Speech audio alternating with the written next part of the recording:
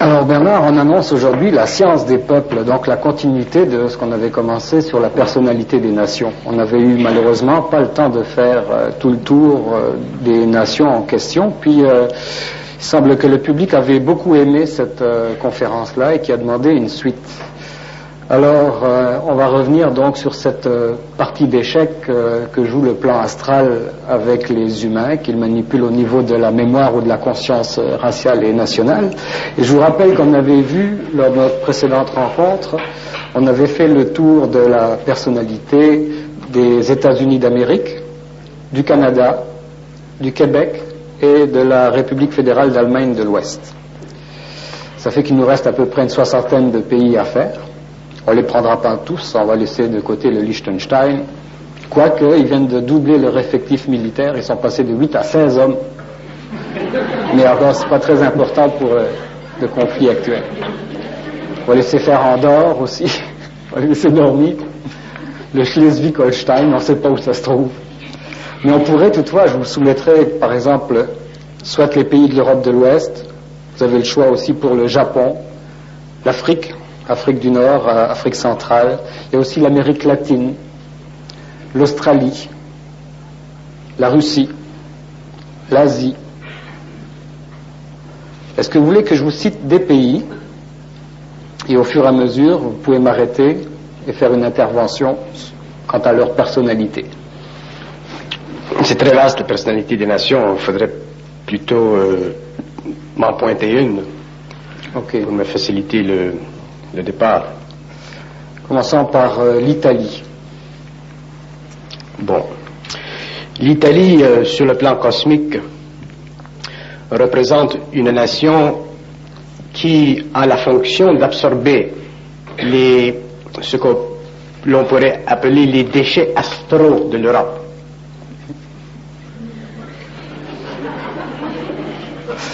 Autrement dit, sur le plan cosmique, l'Italie, de par son origine, de par son histoire, de par sa sensibilité, de par son esthétique, sa sensibilité esthétique, de par le caractère émotif de son peuple, a la capacité, la fonction en Europe d'absorber au cours de l'histoire les événements qui représentent sur le plan de l'évolution cosmique de l'Europe des déchets astraux, c'est-à-dire des événements qui ne sont pas le produit d'une politique créative, mais qui représentent plutôt une politique d'attribution, une politique d'expansion, une politique de dégénération. L'Italie est un peuple, est une nation très importante parce que dans un corps social, si nous prenons l'Europe comme représentant un corps social délimité géographiquement, il y a toujours dans un corps social des organes qui sont dans la région de la tête, comme la France, et qui vont de plus en plus bas. On ne peut pas naturellement utiliser la symbologie organique du corps humain ad infinitum. Il faut comprendre que les mots, que les symboles ne servent qu'à convier à l'esprit de l'homme une fonction d'ordre plutôt psychique, d'ordre plutôt paranormal qu'organique. Mais il existe quand même un corps européen et l'Italie représente, a comme fonction, je parle bien de fonction, d'absorber ce qui en Europe ne peut pas être utilisé pour des fins d'évolution créative sur le plan de la politique mondiale. Donc l'Italie a une fonction extrêmement importante, dans ce sens que si elle n'existait pas, il devrait y avoir en Europe naissance d'une autre nation qui aurait cette fonction de représenter l'aspect en apparence, occultement parlant, négatif de cette astralité, mais tout de même un aspect extrêmement important parce que l'on ne peut pas, dans un corps justifier comparativement la tête avec le cœur ou avec les reins. Tous les organes sont importants. Donc si je parle, ou si je commence, parce que je n'ai jamais parlé de ceci comme ça, si je commence à parler de la politique organique, cosmique, planétaire de l'Europe ou des pays, il faut bien comprendre que je ne m'adresse pas sur le plan symbolique à ces nations, mais que j'essaie de faire comprendre que la réalité politique ou géopolitique d'un continent est une réalité qui se rapporte extrêmement de près aux fonctions organiques du corps matériel. Mais il ne faut pas, comme je dis, aller dans l'extrême de la symbologie, parce qu'à ce moment-là, on dirait, l'Italie, c'est le fond de culotte de l'Europe. C'est pas ce que je veux dire. Je veux dire que le fond de culotte de l'Europe est extrêmement important afin de prendre, afin de récolter ce qui n'a pas été rassasié par les autres nations, ce qui n'a pas été digéré, ce qui n'a pas été amené à terme, ainsi de suite. Et si l'on comprend les pays de cette façon, si l'on commence à comprendre la politique des nations à partir d'un engramme psychique, à ce moment-là, on voit plus facilement le phénomène d'interrelation politique, psychologique et psychique des décisions gouvernementales qui, souvent, à première vue, lorsque nous regardons la politique simplement d'un point de vue journalistique, ne semblent pas avoir de direction. Mais il y a toujours une direction à une politique. La preuve, c'est que Nostradamus, il y a 300-400 ans, a éveillé les esprits européens à l'évolution d'une politique certaine qui, au cours des siècles, s'est manifestée comme étant effectivement dans la direction que lui l'avait prédit. Quand je parle de Nostradamus, je parle de cet homme, de ce voyant qui a mis sur papier des intentions cosmiques, mais je ne peux pas m'associer psychologiquement à l'interprétation des êtres ou des écrivains qui ont pris son matériel pour le rendre public. Donc je parle simplement de l'homme qui a vu, et de la même façon qu'aujourd'hui il y a des hommes qui voient, et de la même façon que demain il y aura des hommes qui verront, parce que tout ce qui se passe sur le plan matériel n'est qu'une copie finalitaire de ce qui est jugé, autorisé dans les plans, dans les sphères. Donc l'Italie représente sur le plan européen cette partie extrêmement nécessaire, capable d'absorber les déchets, et nous voyons que l'Italie a rempli ce rôle durant la Deuxième Guerre mondiale, alors qu'elle s'est liée d'amitié avec le nazisme allemand, et nous voyons aussi que sans le support psychique de l'Italie en Europe, l'Allemagne aurait été trop agressive. Autrement dit, si l'Italie n'avait pas existé en Europe, l'Allemagne aurait été beaucoup plus barbare qu'elle le fut. C'est le fait de l'Italie qui a permis que les égrégores de l'Allemagne puissent être amenés à une nouvelle distribution vers le sud, vers les pays d'Afrique du Nord, et ainsi de suite. Sinon, l'Allemagne aurait éclaté dans le centre même de l'Europe d'une façon réellement intégrale, d'une façon réellement occulte, beaucoup plus pénétrante, bien qu'elle le fût extrêmement. Donc l'Italie avait une fonction, et c'est sa fonction sur le plan cosmique. On avait commencé à parler de la France aussi, mais c'était la fin de la cassette. La France est un territoire extrêmement important dans l'équilibre psychologique de l'Europe, parce que la France représente la pointe de la culture européenne, donc automatiquement la France représente le point de convergence de l'esprit européen. Bien que les nations européennes n'acceptent pas nécessairement l'hégémonie spirituelle de la France, historiquement parlant, depuis la Révolution française, représente le point, presque la lance de la destinée européenne. Mais, par contre, là où il y a extrêmement de célébral, là où il y a extrêmement d'esprit cartésien, il y a aussi extrêmement de vanité, d'orgueil. Et la France représente un pays où l'orgueil fait partie de la tapisserie psychologique de la nation. Donc, sans l'orgueil, remarquez, j'amène dans le public un nouveau langage. Donc, j'amène de nouvelles idées.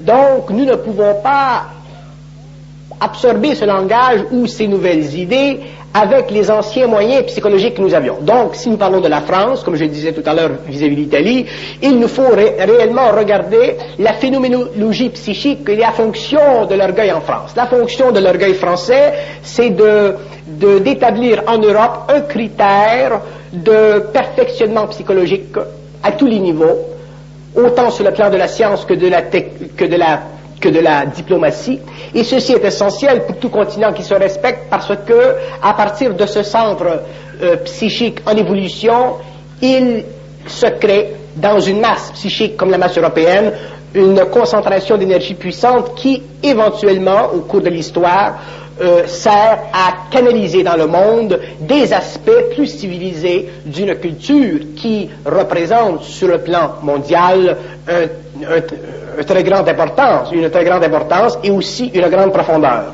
Mais il ne faut pas oublier que la fonction de la France ne peut pas être séparée de la fonction psychique de l'orgueil, parce que si on oublie ceci, on perd contact avec la personnalité de la France. Et en perdant contact avec la personnalité de la France, il nous est difficile de comprendre ces relations interpersonnelles, si vous voulez, entre les autres relations, et ainsi nous perdons la capacité de comprendre la politique.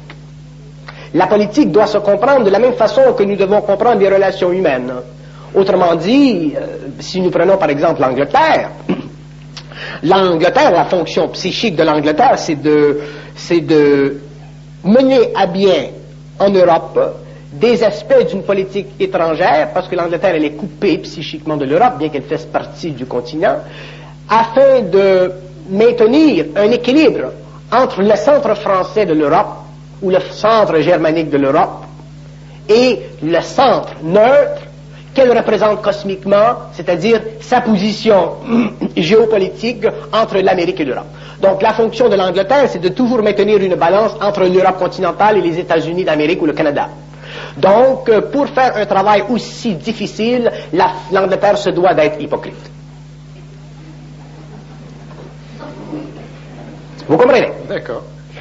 Il ne faut pas tomber dans le manque de substantialité, il ne faut pas tomber dans les catégories, parce que si nous tombons dans les catégories, moi je serai obligé de ne jamais rendre public ce que je veux dire.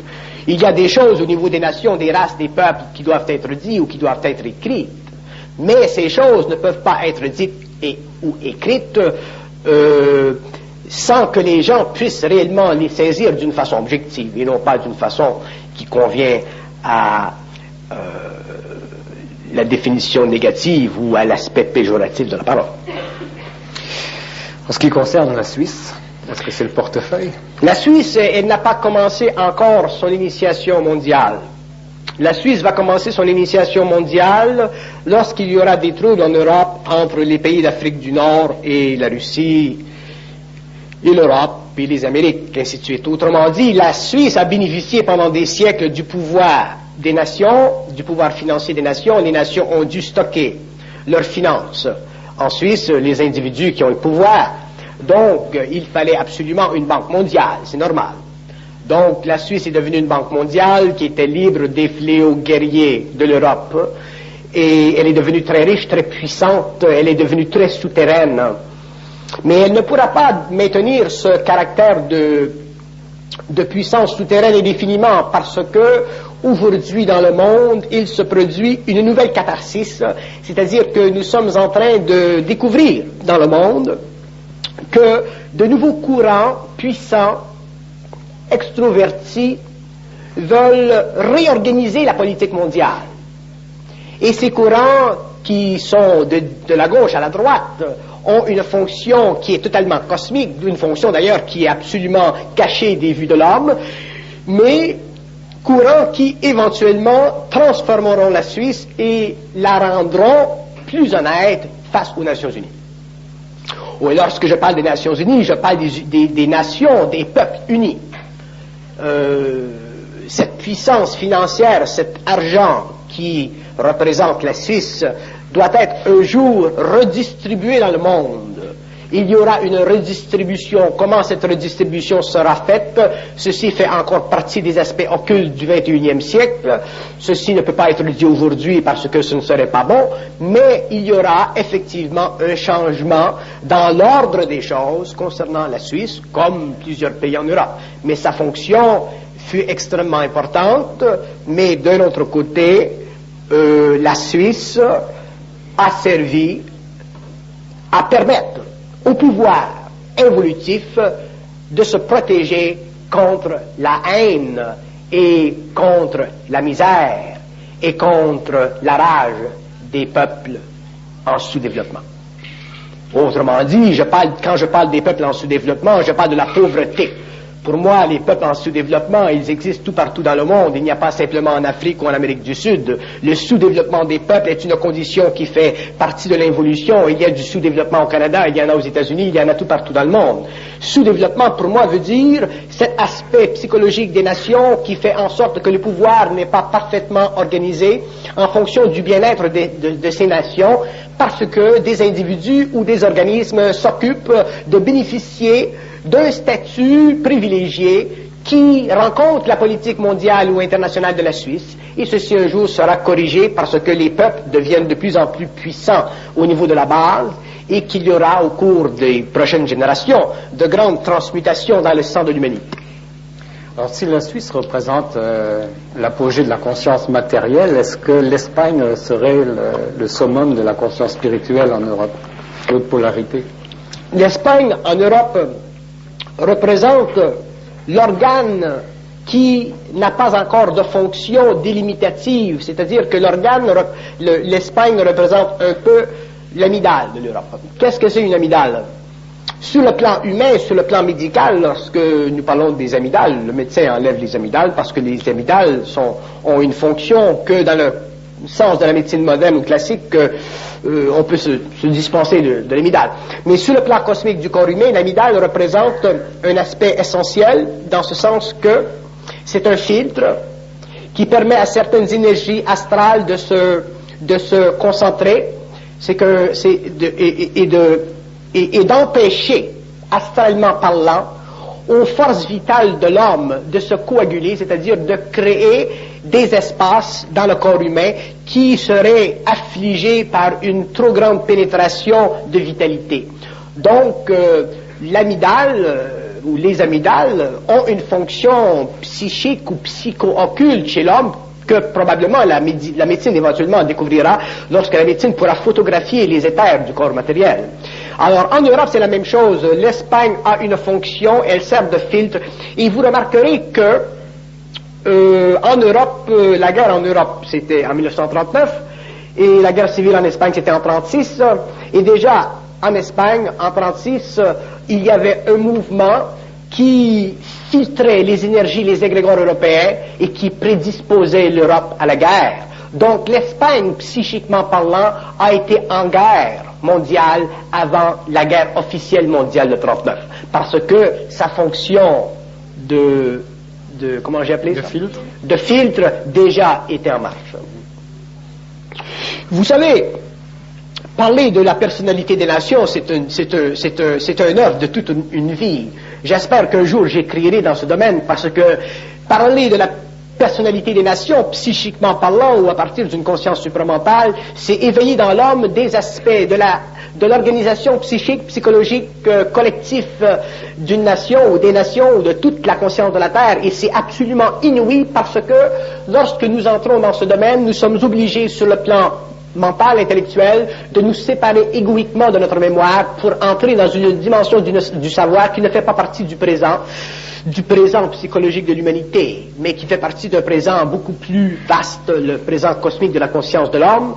Et à partir de ce moment-là, nous nous apercevons que l'évolution de la Terre, l'évolution des nations, est un phénomène qui, pour que l'on s'y intéresse d'une façon sérieuse et d'une façon apolitique, demande que l'homme soit absolument sans émotivité dans le mental et capable de vivre d'un savoir qui n'a aucun sens psychologiquement, bien qu'il puisse symboliquement être attaché à des preuves historiques qui dans le passé ou contre le tableau du passé puisse nous servir d'éventail de probabilités, comme par exemple ceux qui interprètent Nostradamus aujourd'hui vont dire ah mais il a dit ça, il a dit ça, il a dit ça, mais expliquer Nostradamus demain, là c'est plus difficile. Bon. Les pays nordiques, Norvège, Danemark, Suède. Les pays nordiques sont les pays qui représentent le tunnel contre lequel, remarquez je dis le tunnel contre lequel la Russie est empêchée de se créer un déploiement. Autrement dit, la fonction des pays du Nord, c'est une fonction d'alarme. Les pays du Nord sont des pays alarmistes et ils jouissent du privilège de la relation sympathique avec l'Europe, dans ce sens qu'ils sont capables de bénéficier de l'alliance psychologique et politique avec la Russie et avec l'Europe, et dans un même temps, ils représentent l'intérêt européen sur le plan cosmique, parce que la Russie peut difficilement pénétrer dans ce tunnel. Et les Russes essaient de pénétrer dans ce tunnel, et nous avons vu il y a quelques années l'effort des sous-marins russes de rentrer dans les fjords norvégiens, et ainsi de suite. Mais ils sont très vifs, ces gens, ils sont très vifs, ils sont très conscients de la Russie, ils sont très près d'elle, ils sont frontaliers avec elle, et ce sont des peuples qui ont une grande fonction. Ils représentent en Europe un peu ce que la New Line mécanique électronique au Canada représente contre la Russie. Voilà. Parlons de la Russie. La Russie, c'est quelque chose d'absolument extraordinaire. Parce que la Russie représente, vous savez, lorsque nous parlons de la Russie, nous parlons d'un peuple extrêmement grand. Donc, lorsque nous parlons de la Russie, il ne faut pas parler de la Russie en tant que peuple. Si nous parlons de la Russie aujourd'hui, nous parlons de la Russie en tant que système politique. Donc, la Russie représente la position totalement extrême de celle des États-Unis.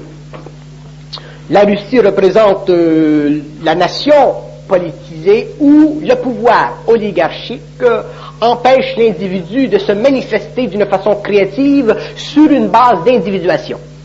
Donc la Russie, cosmiquement parlant, va complètement à l'encontre des lois de l'évolution future de l'humanité. Donc, quelque part au cours de la prochaine époque, il y aura un craquement en Russie. La Russie devra être craquée. Il devra y avoir une transformation, une transmutation profonde et pluralistique à l'intérieur de ses frontières et de son monde. Parce qu'elle ne peut pas indéfiniment servir les forces astrales qui ont toujours voulu dominer l'homme. Donc la Russie est la nation qui est la plus rapprochée de la matrix géopolitique occulte de la planète. Elle a une fonction extrêmement importante, la Russie. Si nous la regardons sur le plan politique aujourd'hui avec le Politburo, effectivement, elle représente la partie, l'antithèse de l'évolution.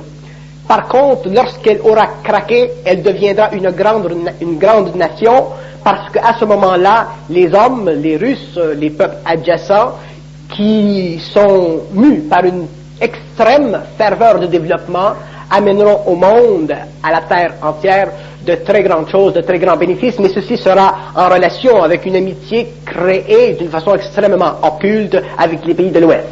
Mais en attendant, nous vivons aujourd'hui dans le monde la tension de la Russie et des États-Unis, parce que nous sommes à l'ère de l'Apocalypse, c'est-à-dire à l'ère de la révélation, donc nous sommes à une période où l'homme, l'humanité, karmiquement parlant, doit vivre une très grande insécurité, et l'organisation politique russe est organisée, elle est structurée idéologiquement, de façon à créer dans le monde cette perpétuelle tension entre les États d'Amérique et elles-mêmes.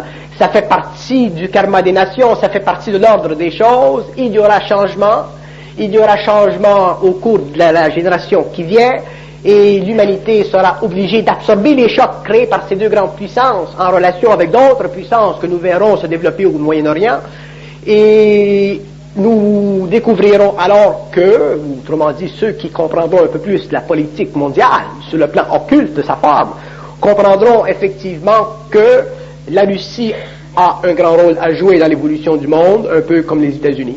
Nous avons certaines nous avons certaines tendances à préférer le mouvement américain, le mouvement constitutionnel américain à cause de la liberté tactique qui est donnée à l'individu, ainsi de suite, comme en Europe. D'ailleurs, nous avons été témoins historiquement de cette tendance en Russie de dominer le mouvement de l'individualisation chez l'homme. Donc, en général, les peuples qui bénéficient d'une certaine assurance économique vont avoir tendance à se lier d'amitié avec les idéologies de la droite que nous retrouvons, ou du centre, que nous retrouvons dans les idéologies libérales, que nous retrouvons en Europe, aux États-Unis, au Canada. Alors que les peuples qui souffrent, les peuples qui sont encore en voie qui sont sous-développés, en Afrique, en Amérique du Sud, ainsi de suite, ou en Asie, ces peuples-là n'ont rien à perdre. Ces peuples-là, d'abord, sur le plan de l'éducation, sur le plan de l'information, ils n'ont aucune possibilité de se créer une infrastructure psychologique pour réellement mesurer l'évolution des nations, ou le bien-être des nations, ou le bien-être, ou le bien fondé d'une politique ou d'une idéologie. Donc, ce sont des peuples qui peuvent être facilement amenés à aller dans une direction plutôt vers la gauche, autrement dit, contre le pouvoir capital, et plus vers le pouvoir du prolétaire, mais ce sont des illusions fondamentales. Et l'illusion, elle est remarquablement démontrée aujourd'hui par le retour de la Chine au sein de l'amphithéâtre capitaliste.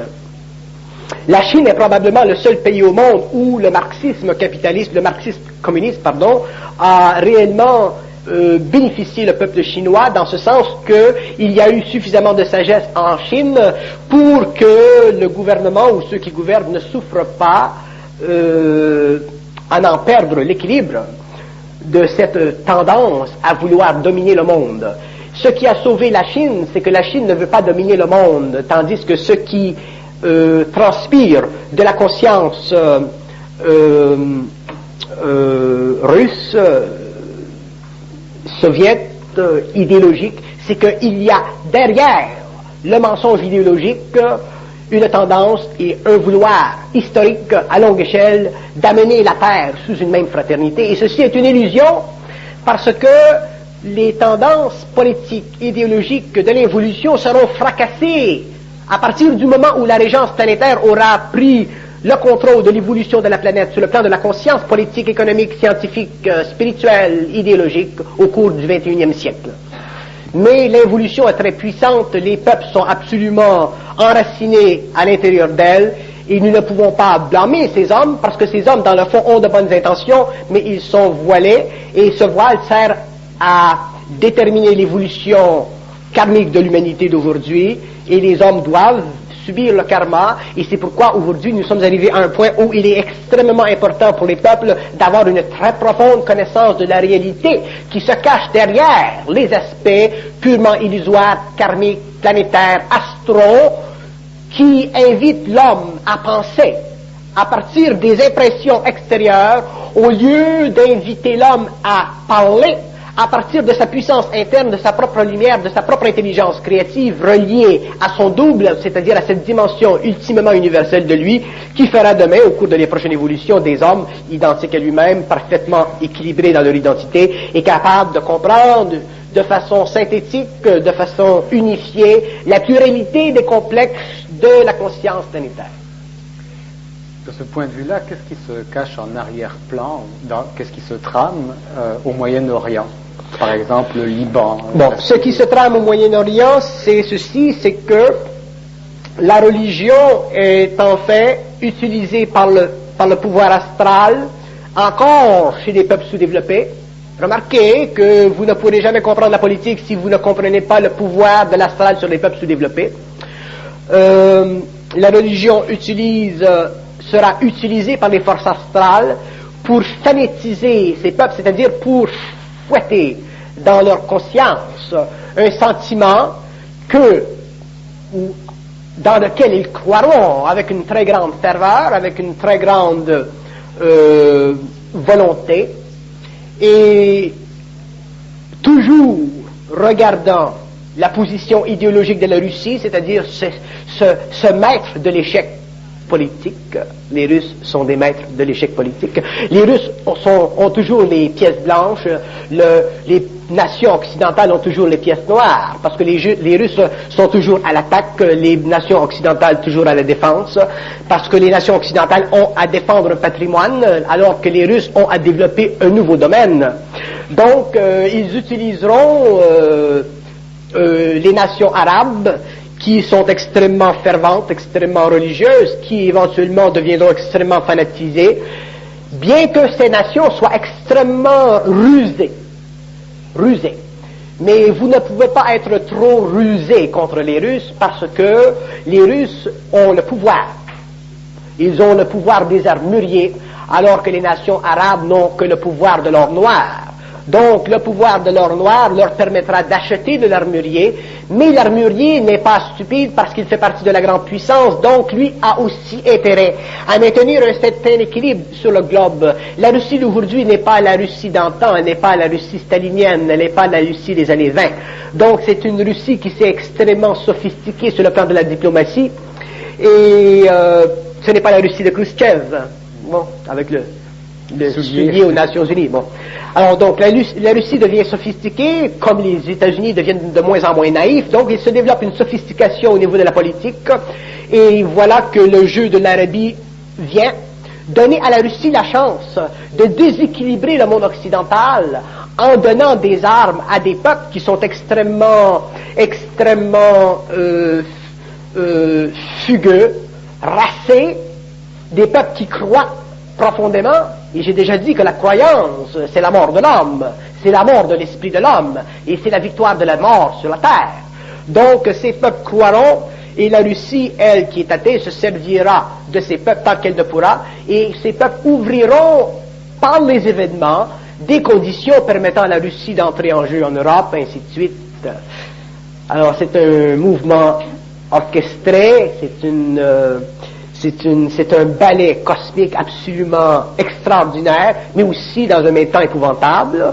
Mais il fait partie de l'évolution de l'humanité. Il doit y avoir chez l'homme de la Terre un craquement. L'homme doit en arriver un jour à réaliser que sa conscience intellectuelle, sa raison, que le produit de son évolution cérébrale, ou le produit de son évolution progressive, ne fait pas partie de l'évolution de l'homme, il fait partie de l'évolution de l'humanité, mais qu'un homme nouveau vient, et qu'un homme nouveau doit donner naissance à une race nouvelle, comme l'ont fait les Atlantes, comme l'ont fait les Lémuriens, et que cette race nouvelle ne sera pas de couleur, elle sera totalement cérébrale, psychique d'un autre ordre, elle sera dotée de pouvoir de la lumière, c'est-à-dire que l'homme pourra, au niveau de sa mentation, réorganiser et réactualiser le contact entre les nations, et aussi redonner à la conscience de la Terre une nouvelle évolution dans des conditions qui seront totalement occultes pour l'homme,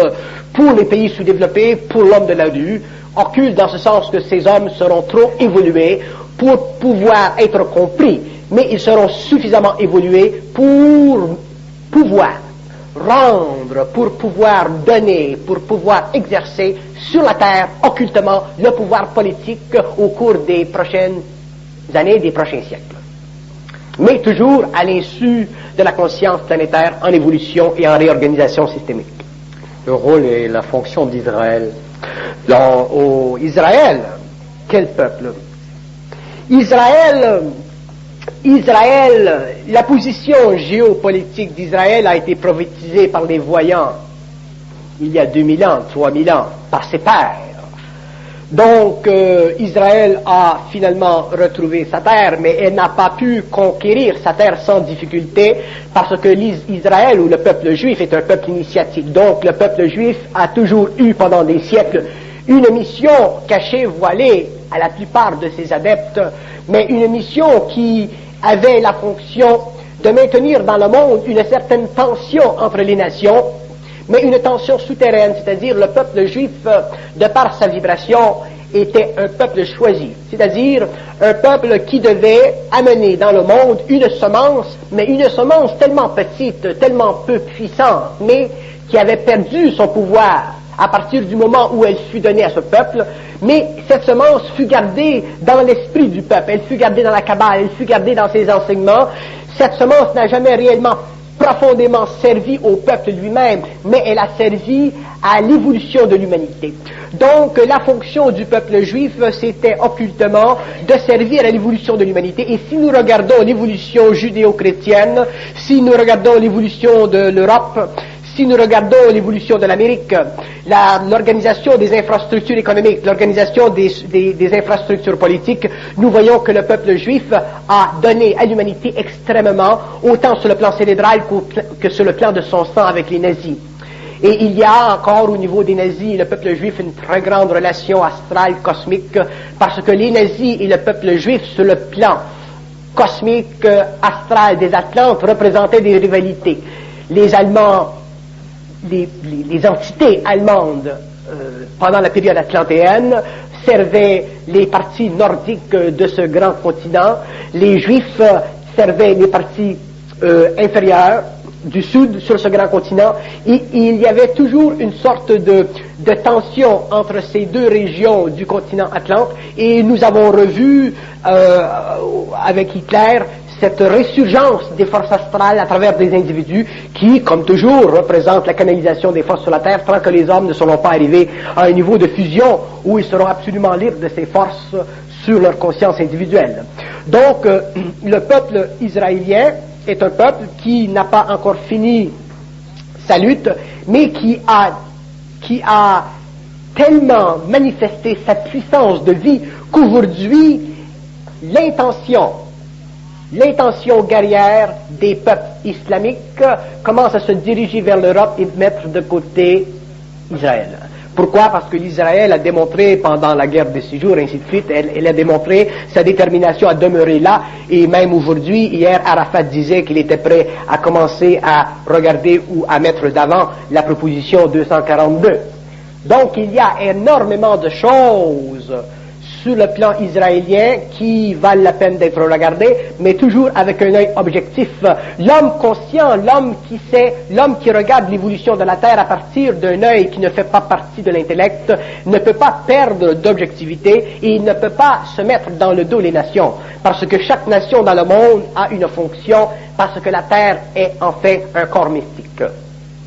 Et si nous regardons la politique des nations à partir de ce plan, nous nous désengageons naturellement politiquement de l'enchevêtrement relationnel ou international d'une conscience planétaire qui est absolument incapable de résoudre les problèmes de l'humanité, parce que ça fait partie du karma des hommes. Mais d'un autre côté, nous sommes capables de regarder l'évolution de l'homme, de la terre, des nations, des peuples, avec un regard qui est sûr et qui, effectivement, au cours des années, nous donne la raison de ce savoir qui fait partie non pas de l'homme, mais de sa partie ultimement universelle. L'Afrique centrale et l'Afrique du Sud avec le problème d'apartheid. L'Afrique du Sud, c'est un pays qui est extrêmement important sur l'échiquier mondial des années qui viennent, parce que l'Afrique représente, cosmiquement parlant, remarquez, l'Afrique représente, cosmiquement parlant, ce que je pourrais appeler le capitalisme fasciste.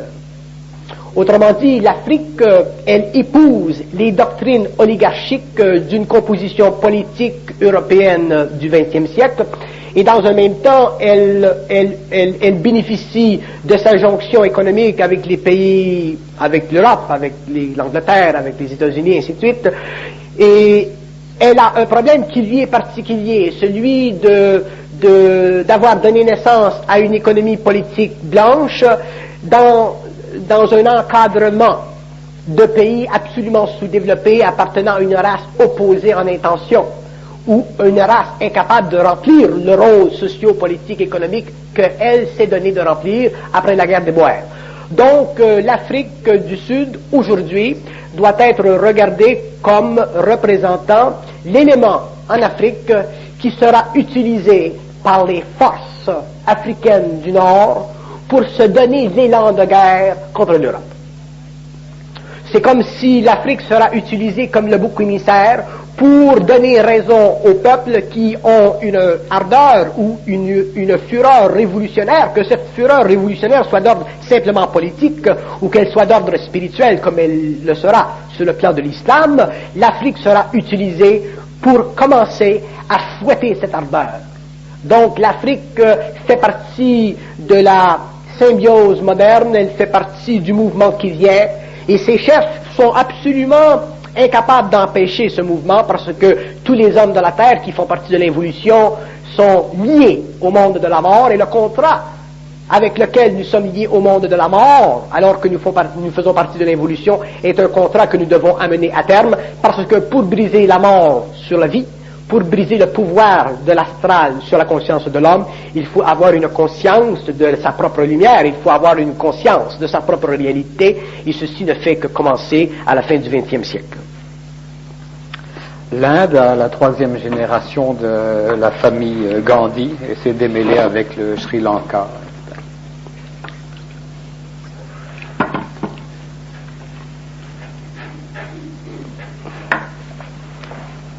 L'Inde est une nation qui est vouée à la déchéance, parce que, en tant que nation, elle est complètement astralisée par une spiritualité désuète, c'est-à-dire une spiritualité qui ne sert pas le pouvoir politique, au contraire, elle dessert le pouvoir politique, mais une spiritualité qui est tellement profondément enracinée dans le psychisme de ce peuple, de cette nation, qu'il est absolument impossible pour le peuple hindou de se détacher de cette forme spirituelle grotesque qui fait partie de son ancienneté tribale.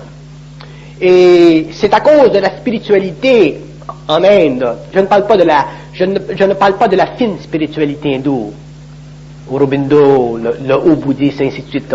Je parle de cette sorte de spiritualité décadente. Cette spiritualité décadente, elle est responsable pour l'amortissement de la vigueur hindoue, elle est responsable pour l'incapacité hindoue, et elle est responsable aussi pour maintenir constamment le peuple hindou dans une relation fiévreuse entre le plan matériel et le plan astral.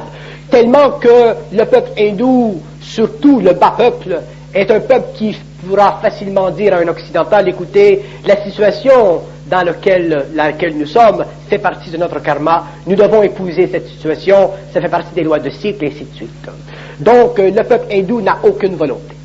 Et c'est l'absence de volonté qui a fait de ce peuple ce qu'il est aujourd'hui, mais d'un autre côté, le peuple hindou a représenté pendant des siècles, pour des raisons de développement exponentiel du cérébral occidental, il a représenté une porte, un espoir quelconque à l'homme occidental qui s'était un peu trop bourré le crâne avec des données matérialistes et cartésiennes. Donc, les hommes occidentaux ont regardé vers l'Inde pour essayer de trouver un peu le parfum de la vie et l'espoir d'une autre dimension de la réalité. Et il y a eu des maîtres hindous qui sont venus vers l'Europe, vers les Amériques, certains qui ont été honnêtes, d'autres qui ne l'ont pas été. Donc, tout ceci fait partie de l'astralité hindoue, et il est impossible aujourd'hui au gouvernement hindou de faire quoi que ce soit pour changer la situation d'une façon fondamentale. Ce qu'il y aura au cours du XXIe siècle, au cours des générations qui viennent, je ne peux pas le dire, mais il y aura suffisamment de tremblements dans la conscience de la Terre pour éliminer de la surface de la Terre un trop grand nombre d'hommes, d'êtres, une trop grande population qui empêche et qui alourdissent la conscience planétaire. Je ne peux pas aller plus loin que ça. L'Amérique latine avec l'Argentine, le Brésil, le Mexique. L'Amérique latine est encore aux prises avec l'impotence, l'incapacité de prendre des décisions que lui a légué l'Espagne, le Portugal. Ce sont des territoires qui restent à développer. Ce sont des territoires qui deviendront puissants économiquement au XXIe siècle. Ils n'ont pas encore commencé à exploiter leur créativité. Ils ont énormément de génie, ils ont énormément de richesses, ils sont suffisamment loin de l'Europe pour ne pas souffrir des conflits qui sévèreront en Europe. Mais ce sont des peuples qui, au cours du XXIe, XXIIe siècle, représenteront le pouvoir économique, représenteront la grande manufacture, représenteront le grand élan nouveau d'une économie nouvelle, ainsi de suite. Mais ce qui les empêche présentement de s'accorder, c'est que chaque nation de l'Amérique du Sud ou de l'Amérique centrale représente un peu comme le fils bâtard de l'Espagne. Et on sait qu'en général, entre bâtards, on ne s'entend pas, parce qu'entre bâtards, on ne peut pas avoir accès à une sorte de légitimité. Donc, les pays d'Amérique du Sud n'ont pas vraiment de légitimité. Lorsque je parle de légitimité, je veux dire qu'ils n'ont pas la puissance caractérielle de nation. Ils sont simplement des peuples, ils ne sont pas des nations. Et là où un peuple devient une nation, c'est là où un peuple est capable de s'affranchir du mouvement périodique ou de l'instabilité de ses constitutions. Un peuple qui devient nation est un peuple qui se donne une constitution et qui est capable de garder cette constitution contre tous les vents, contre toutes les tempêtes, à partir du moment où cette constitution a été écrite ou donnée au peuple par des pères qui représentaient réellement l'élément sublime de l'esprit de ces nations, l'élément sublime de l'esprit des peuples, que cette constitution, au cours des âges, devrait servir, un peu par exemple comme la Constitution américaine, qui a permis d'intégrer le peuple noir, qui a permis de changer énormément de facettes, mais qui, à cause de l'évolution aussi, et des lois de l'évolution, ont fait de l'Amérique un peuple où la liberté est devenue son ennemi. La trop grande liberté. Les pays dits non alignés comme Cuba, Nicaragua, la Libye, etc., ce groupe. Les pays non alignés seront les pays qui s'aligneront avec la gauche. La raison pour laquelle les pays non alignés aujourd'hui demeurent non alignés, c'est parce qu'ils ne veulent pas perdre le privilège de l'importation, soit de capital ou d'aide venant des deux puissances. Donc, les pays non alignés sont des pays qui représentent un milieu, mais un milieu qui jouit d'un pouvoir préférentiel, d'un milieu qui peut jeter son poids dans cette direction ou dans cette direction selon les vents économiques ou politiques.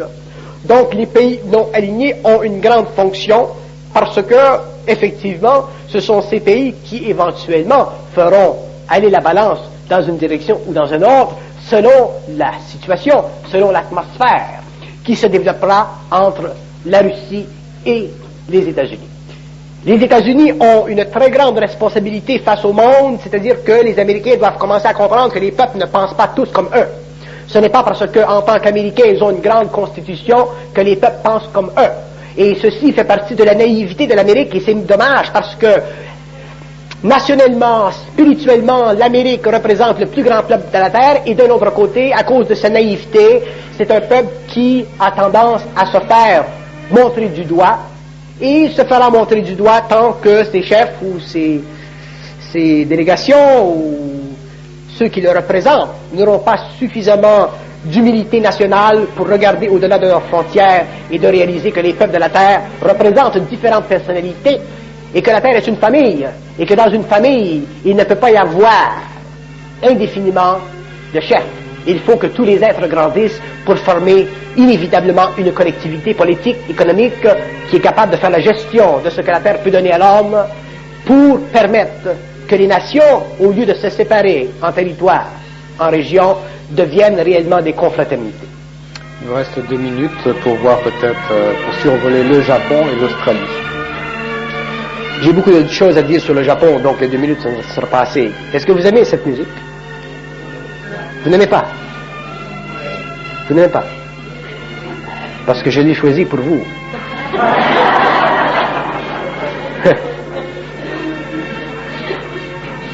Vous n'aimez pas cette musique? Vous aimez? S'il y en a plus qui l'aiment, on va être démocratique. S'il y en a plus qui l'aiment pas, on changera.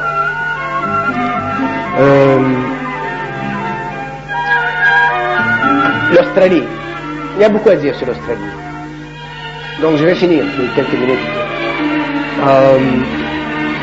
L'homme demain comprendra la politique à partir du moment où il se séparera de son intellect, c'est-à-dire qu'il se séparera de sa mémoire et qu'il commencera à percevoir le mouvement des nations en fonction de ce qu'il sait et non pas en fonction de ce qui lui est dicté de l'extérieur.